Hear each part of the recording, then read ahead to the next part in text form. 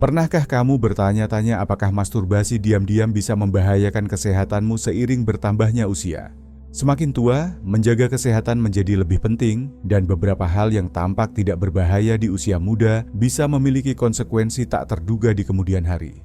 Jika kamu berusia di atas 65 tahun, kamu mungkin tidak menyadari bahwa satu kebiasaan tertentu, sesuatu yang sering dianggap alami dan tidak berbahaya, bisa menempatkan kesehatanmu pada risiko serius. Dalam video ini, kita akan membahas bahaya mengejutkan dari topik yang jarang dibicarakan secara terbuka. Bagaimana masturbasi yang sering setelah usia 65 tahun dapat memiliki efek yang tidak diinginkan pada tubuh dan kesejahteraanmu secara keseluruhan. Meskipun ini adalah bagian alami dari kehidupan, diskusi baru-baru ini di antara para profesional kesehatan mengungkapkan bahwa dalam kasus tertentu, hal itu dapat berkontribusi pada masalah kesehatan fisik dan mental yang dialami banyak lansia tanpa mengetahui penyebabnya. Tetaplah bersamaku sampai akhir, karena apa yang kamu pelajari hari ini mungkin mengubah cara kamu berpikir tentang kesehatanmu. Kita akan menjelajahi dampak nyata dari kebiasaan ini pada jantung, sistem saraf, dan fungsi kognitifmu. Terutama bagaimana hal itu secara halus dapat memengaruhi tingkat energi, kestabilan suasana hati, dan bahkan kesehatan kardiovaskular jangka panjang. Di akhir video ini, kamu akan memiliki pemahaman yang lebih dalam tentang apa yang sebenarnya terjadi di dalam tubuhmu, memberdayakanmu untuk membuat keputusan yang tepat tentang kesejahteraanmu. Sekarang, mari kita mulai. Nomor 1. Ketegangan tak terduga pada sistem kardiovaskular.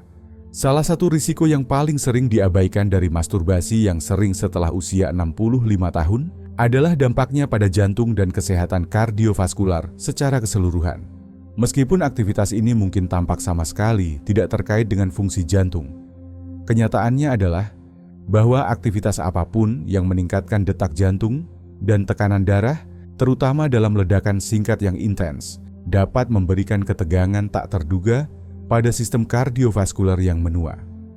Bagi individu yang lebih muda dengan arteri yang kuat dan elastis, ini mungkin bukan masalah, tetapi bagi orang dewasa yang lebih tua, yang pembuluh darahnya secara alami menjadi kurang fleksibel, seiring waktu, peningkatan detak jantung yang tiba-tiba ini terkadang dapat menyebabkan ketidakberaturan, pusing, atau bahkan peningkatan risiko episode jantung. Coba pikirkan terakhir kali kamu melakukan olahraga ringan seperti menaiki tangga atau membawa belanjaan. Kamu mungkin memperhatikan jantungmu bekerja lebih keras, napasmu berubah, dan mungkin bahkan sedikit merasa lelah. Sekarang bayangkan respons fisik yang sama terjadi dalam momen aktivitas yang intens, tetapi singkat. Kecuali dalam kasus ini, kamu tidak siap untuk itu. Tubuhmu tidak memiliki pemanasan bertahap atau pengaturan kecepatan yang menyertai olahraga yang disengaja, yang berarti lonjakan detak jantung bisa lebih tiba-tiba dari yang kamu sadari. Stres kardiovaskular yang tiba-tiba inilah mengapa beberapa orang dewasa yang lebih tua melaporkan merasa pusing, lelah, atau bahkan mengalami irama jantung yang tidak teratur setelahnya. Penting untuk dipahami bahwa ini bukan tentang ketakutan, ini tentang kesadaran. Banyak lansia bahkan tidak menyadari bagaimana tubuh mereka merespons aktivitas ini. Perubahan seiring bertambahnya usia. Waktu pemulihan setelah aktivitas apapun menjadi lebih lama. Otot jantung dan pembuluh darah tidak pulih secepat dulu.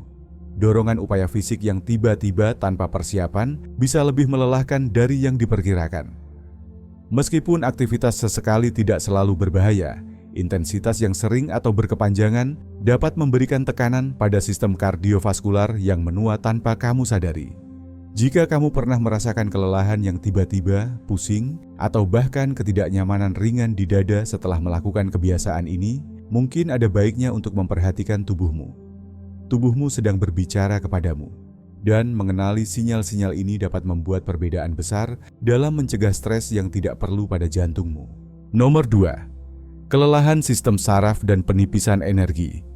Efek mengejutkan lainnya yang jarang dibicarakan adalah bagaimana masturbasi yang sering dapat menyebabkan kelelahan sistem saraf, membuatmu merasa terkuras, lesu, dan bahkan pikiran berkabut. Tubuh manusia bergantung pada keseimbangan energi, hormon, dan sinyal neurologis untuk berfungsi secara optimal, dan seiring bertambahnya usia, keseimbangan ini menjadi lebih rapuh. Meskipun aktivitas ini mungkin terasa seperti pereda stres sesaat, sebenarnya dapat berkontribusi pada kelelahan jangka panjang, membuatmu merasa lebih lelah sepanjang hari tanpa sepenuhnya memahami alasannya. Coba pikirkan seperti ini. Sistem sarafmu seperti baterai. Setiap tindakan yang kamu ambil, baik itu aktivitas fisik, pemrosesan emosional, atau bahkan fokus mental, menarik energi dari baterai ini. Ketika kamu lebih muda, baterai itu terisi ulang dengan cepat, dan tubuhmu dapat menangani tingkat stimulasi yang lebih tinggi tanpa banyak konsekuensi. Tetapi seiring bertambahnya usia, kemampuan untuk mengisi kembali energi itu melambat. Apa yang dulunya merupakan tindakan relaksasi sederhana di usia muda, kini mungkin membebani sistem sarafmu, menyebabkan periode kelelahan, kelesuan, atau bahkan kesulitan berkonsentrasi yang berkepanjangan. Alasan ini terjadi sebagian besar terkait dengan neurotransmitter, pembawa pesan kimia kecil di otakmu yang bertanggung jawab atas suasana hati, motivasi, dan energi. Aktivitas yang merangsang pelepasan dopamin, bahan kimia kesenangan dan penghargaan otak, mungkin terasa menyenangkan sesaat, tetapi stimulasi berlebihan dapat menyebabkan fenomena yang disebut kelelahan dopamin. Ini adalah kondisi di mana sensitivitas otakmu terhadap kesenangan menurun seiring waktu, yang mengarah pada perasaan lesu, kurang motivasi, dan bahkan gejala depresi ringan. Di usia muda, otak cukup tangguh untuk pulih dengan cepat dari fluktuasi ini. Namun, seiring bertambahnya usia, sistem saraf membutuhkan waktu lebih lama untuk pulih. Inilah mengapa beberapa orang dewasa yang lebih tua yang sering melakukan kebiasaan ini melaporkan merasa lebih lesu dari biasanya. Ini bukan tentang berhenti sepenuhnya. Ini tentang memahami batas tubuhmu yang berubah dan membuat pilihan yang membantumu mempertahankan energi daripada menghabiskannya. Jika kamu pernah merasakan kelelahan yang tidak biasa, kurang motivasi, atau kesulitan berkonsentrasi tanpa alasan yang jelas, pertimbangkan apakah kebiasaan ini mungkin berperan. Menyesuaikan frekuensi dan memperhatikan bagaimana tubuhmu merespons dapat membuat perbedaan yang nyata dalam tingkat energimu sehari-hari. Nomor 3. Pola tidur terganggu dan peningkatan kegelisahan. Salah satu konsekuensi yang paling sering diabaikan dari masturbasi yang sering pada orang dewasa yang lebih tua adalah dampaknya pada kualitas tidur. Banyak orang berasumsi bahwa melakukan kebiasaan ini sebelum tidur akan membantu mereka rileks dan tertidur lebih cepat. Dan meskipun itu mungkin benar di usia muda, kenyataannya berubah seiring bertambahnya usia. Alih-alih menyebabkan tidur nyenyak dan dalam, aktivitas ini justru dapat berkontribusi pada kegelisahan di malam hari, sering terbangun, dan perasaan tidak cukup istirahat keesokan paginya. Tidur adalah proses yang rumit yang dikendalikan oleh interaksi kompleks antara hormon, aktivitas otak, dan regulasi sistem saraf. Salah satu pemain kunci dalam proses ini adalah melatonin, hormon yang memberi sinyal kepada tubuh bahwa sudah waktunya untuk beristirahat. Namun, melakukan aktivitas yang memicu lonjakan dopamin, neurotransmitter kesenangan dan penghargaan, dapat mengganggu produksi melatonin, membuat tubuh lebih sulit untuk beralih ke keadaan tenang dan siap tidur. Inilah sebabnya mengapa beberapa orang merasa bahwa meskipun ada rasa rileks sesaat setelahnya, mereka justru mengalami kesulitan tidur nyenyak dan sering terbangun di tengah malam. Masalah lainnya adalah bagaimana kebiasaan ini dapat berkontribusi pada sistem saraf yang terlalu aktif tepat sebelum tidur. Banyak lansia sudah berjuang dengan kondisi seperti sindrom kaki gelisah, kram otot malam hari, atau gangguan tidur umum karena penuaan. Ketika sistem saraf distimulasi secara berlebihan di malam hari, hal ini membuat tubuh sulit untuk benar-benar tenang, sehingga tidur menjadi ringan dan terfragmentasi. Bukan tidur dalam yang restoratif. Kurangnya tidur nyenyak tidak hanya membuatmu merasa lelah keesokan harinya, tetapi juga memiliki efek kumulatif terhadap kesehatan secara keseluruhan.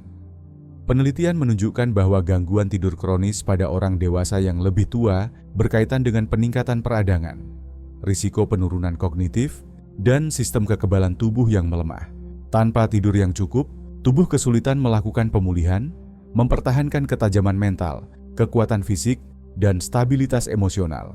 Jadi, jika kamu mengalami tidur yang buruk, sering terbangun, atau merasa tidak segar saat bangun di pagi hari, mungkin ada baiknya mempertimbangkan apakah kebiasaan ini berkontribusi. Penyesuaian kecil dalam waktu atau frekuensinya dapat berdampak besar dalam meningkatkan kualitas tidurmu dan membantu tubuh benar-benar pulih setiap malam. Nomor 4. peningkatan risiko iritasi prostat, dan masalah kemih. Salah satu konsekuensi tak terduga dari masturbasi yang sering pada orang dewasa yang lebih tua adalah potensi dampaknya pada kesehatan prostat. Banyak pria berasumsi bahwa aktivitas teratur di area ini menjaga semuanya tetap lancar.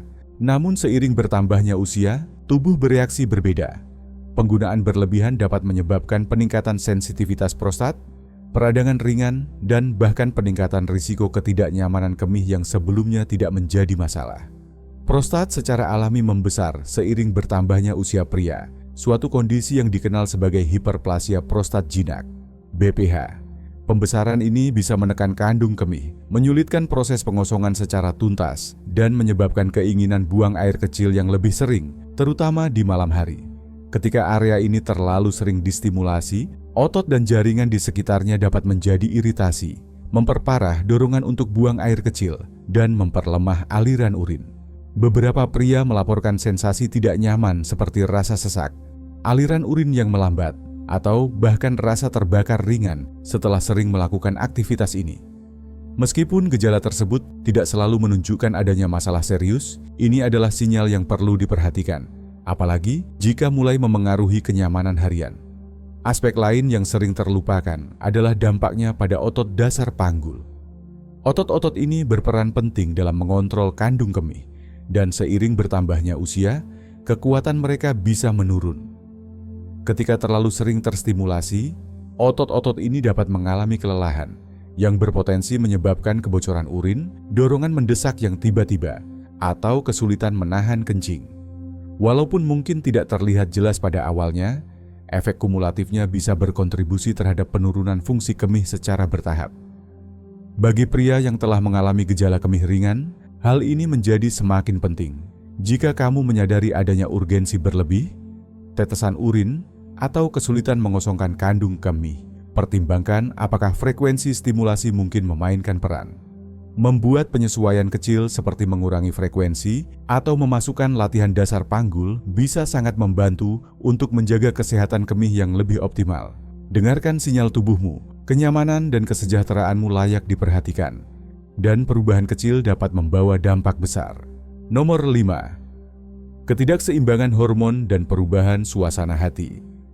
Efek mengejutkan lainnya dari masturbasi yang sering setelah usia 65 tahun adalah potensi dampaknya pada keseimbangan hormon dan suasana hati secara keseluruhan. Banyak orang tidak menyadari bahwa aktivitas ini berkaitan erat dengan pelepasan hormon-hormon penting yang memengaruhi energi, kestabilan emosi, dan bahkan fungsi kognitif.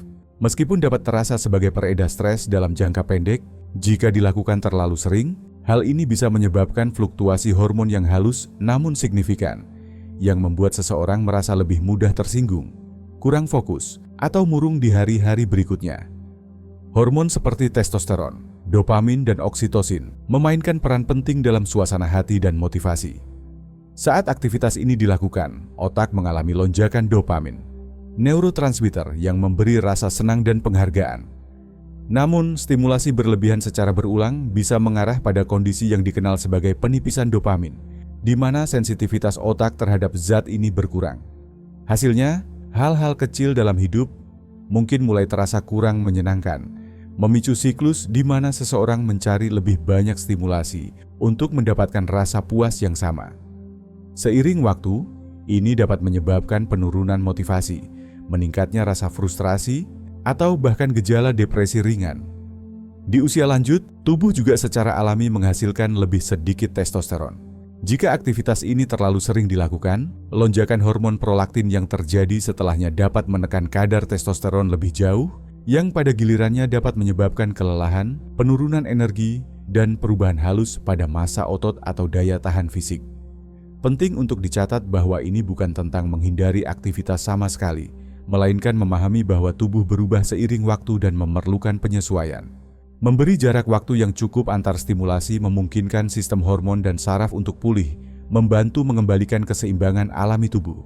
Ini bisa berdampak besar pada kestabilan emosi, kejernihan mental, dan rasa kesejahteraan umum. Jika kamu pernah merasa suasana hati naik turun tanpa alasan yang jelas, kurang bersemangat, atau merasa emosional tidak stabil, ada baiknya untuk mempertimbangkan apakah kebiasaan ini mungkin berperan. Terkadang, perubahan kecil dalam rutinitas dapat memberikan perbedaan besar dalam bagaimana kamu merasa setiap hari. Nomor 6. Pengurangan sensitivitas dan penurunan kesenangan seiring waktu. Salah satu efek yang kurang dikenal dari masturbasi yang sering setelah usia 65 tahun adalah bagaimana hal itu dapat menyebabkan penurunan sensitivitas secara bertahap, membuatnya lebih sulit untuk mengalami tingkat kesenangan yang sama seiring waktu. Banyak orang berasumsi bahwa aktivitas ini sepenuhnya bermanfaat karena membantu mempertahankan fungsi dan sirkulasi. Namun, apa yang sering tidak disadari adalah bahwa stimulasi berlebihan, terutama jika dilakukan terlalu sering atau dengan pola yang sama, dapat menyebabkan desensitisasi, yaitu berkurangnya respons tubuh terhadap rangsangan. Sistem saraf manusia secara alami beradaptasi terhadap rangsangan berulang. Ketika jenis stimulasi yang sama dilakukan terus-menerus, reseptor saraf bisa menjadi kurang peka. Akibatnya, dibutuhkan rangsangan yang lebih kuat atau lebih lama untuk mencapai efek yang sama. Inilah sebabnya mengapa beberapa orang dewasa yang lebih tua menyadari bahwa sensasi yang dulu terasa menyenangkan kini tidak lagi sekuat sebelumnya, atau bahwa dibutuhkan lebih banyak usaha dan waktu untuk mencapai kepuasan yang sama. Hal ini dapat menyebabkan rasa frustrasi dan kelelahan emosional. Selain itu, stimulasi berlebihan juga dapat menyebabkan kelelahan saraf. Sama seperti otot yang dapat lelah karena penggunaan berulang, ujung saraf yang terlalu sering distimulasi juga bisa mengalami kelelahan, menyebabkan sensasi menjadi tumpul.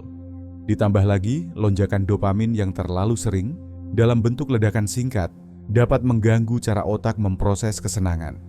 Ini bisa menyebabkan penurunan kemampuan untuk merasakan antisipasi atau kenikmatan dalam berbagai aspek kehidupan lainnya. Namun, kabar baiknya adalah bahwa proses ini seringkali bisa dibalik.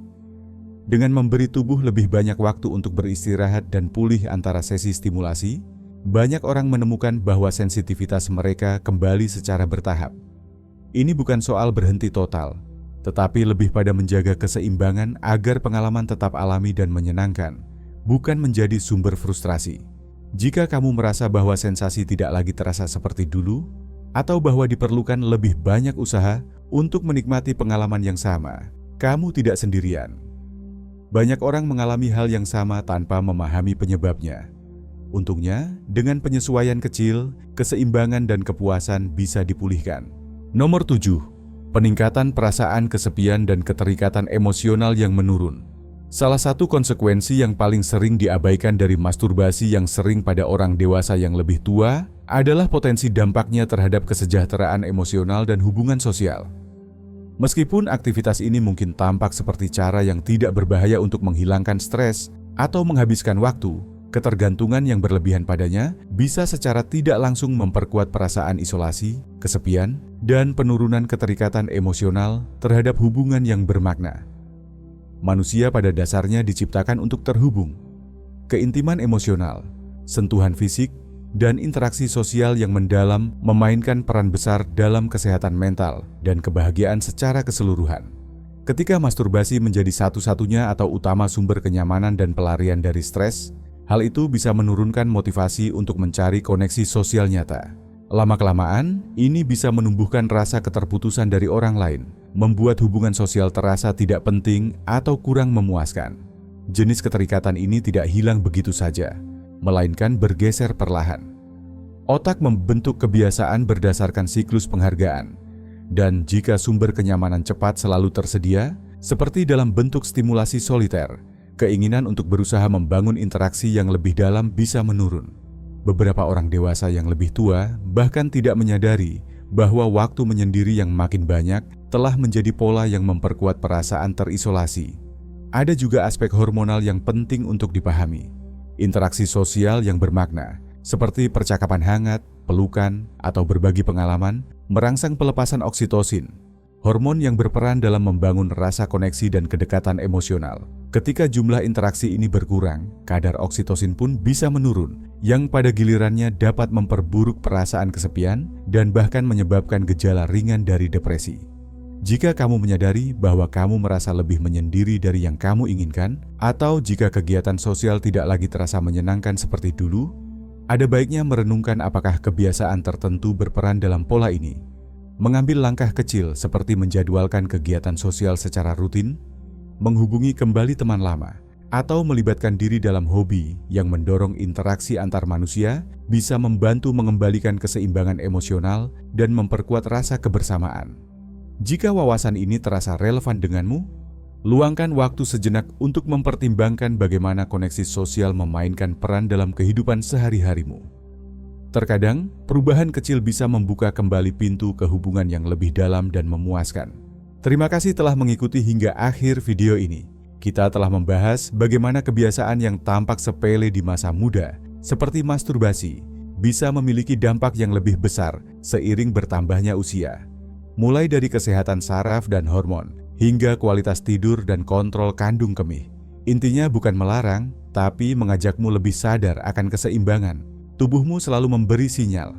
Jika kamu mulai merasakan perubahan energi, suasana hati, atau kenyamanan fisik, mungkin saatnya meninjau kembali rutinitasmu. Perubahan kecil seperti mengurangi frekuensi, memperbaiki pola tidur, atau lebih aktif secara sosial bisa membawa dampak besar. Sekarang kami ingin mendengar darimu. Insight mana yang paling berkesan? Apakah kamu punya pengalaman yang ingin dibagikan? Tinggalkan komentar dan beritahu kami satu hal yang kamu pelajari hari ini. Jika video ini bermanfaat, silakan like, subscribe, dan bagikan, agar lebih banyak orang bisa mendapatkan manfaat yang sama. Sampai jumpa di video berikutnya.